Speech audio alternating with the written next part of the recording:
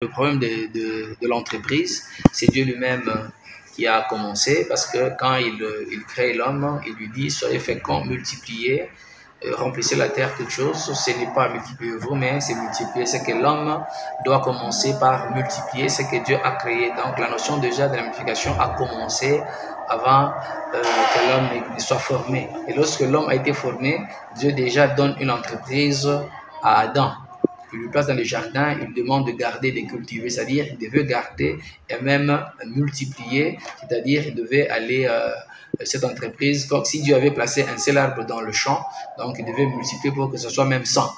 Donc c'est ça le plan de Dieu. Nous avons la parabole de talent, nous voyons que Dieu était contre celui qui n'avait pas multiplié. Donc Dieu est là et il nous permet de multiplier.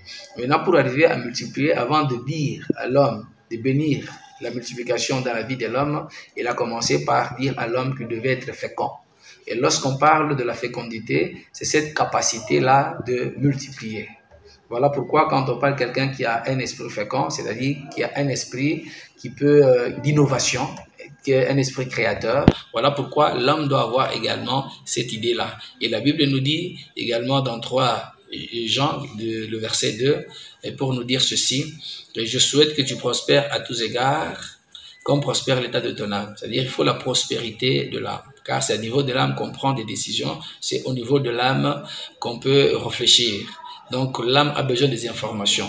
Il faut rendre l'âme féconde. Et lorsque l'âme est féconde, c'est alors qu'on peut arriver à bien multiplier. Mais si l'âme n'est pas féconde, là, le problème va arriver pratiquement à se compliquer.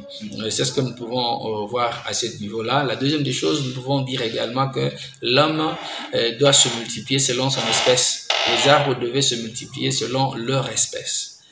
Et chaque personne est une espèce spéciale. Nous sommes des arbres plantés par Dieu appelés à produire certains fruits. Et à ce moment-là, chaque personne doit savoir il est quelle espèce, il doit se multiplier dans quelle espèce. Et si on ne le fait pas, ça sera pratiquement compliqué. Voilà pourquoi la Bible dit, en nous, il a formé un projet. Il y a un projet qu'il a formé sur nous. C'est-à-dire, quand il y a le projet, c'est Dieu qui a le plan. Voilà pourquoi nous devons nous aligner sur le plan de Dieu, découvrir ce qu'on est et dans quel domaine on peut évoluer. Il faut éviter l'imitation. Parce que quand on évolue dans l'imitation, là, on est en train de se bloquer. Mais il faut éviter l'imitation pour arriver à vivre la main de Dieu. Ce n'est pas partout qu'on est appelé à évoluer. Et aussi, nous prenons un autre cas, quand nous parlons de la fécondité, il y a aussi les temps de l'ovulation, c'est-à-dire les temps de la fertilité. Chaque personne doit savoir à quel moment il doit investir. Lorsqu'il y a la rentrée scolaire, on connaît les choses de la rentrée scolaire, à quel moment on doit passer la commande. C'est très important lorsqu'il y a ce problème-là, lorsqu'il y a toujours des périodes favorables, Si on rate ces périodes-là, il n'y aura pas moyen d'avoir le fruit. C'est-à-dire si on est en train de rater la période de la fertilité. Donc ça, c'est très important.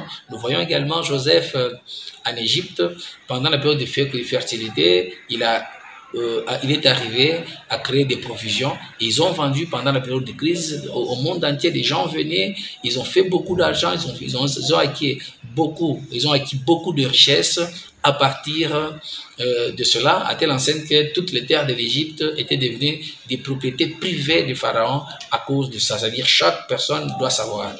Quelqu'un peut perdre son temps, c'est le temps peut-être d'étudier, il a perdu son temps là, c'était défavorable, mais s'il perd son temps là, le temps qu'il cherchera maintenant d'avoir dans la vie sociale pour qu'il puisse gagner, mais s'il a raté la période de passer au banc de l'école, vous allez voir que ce sera difficile pour lui. Donc la période de fertilité est très importante et la Bible nous demande également, quand on parle de ça, de la maturité.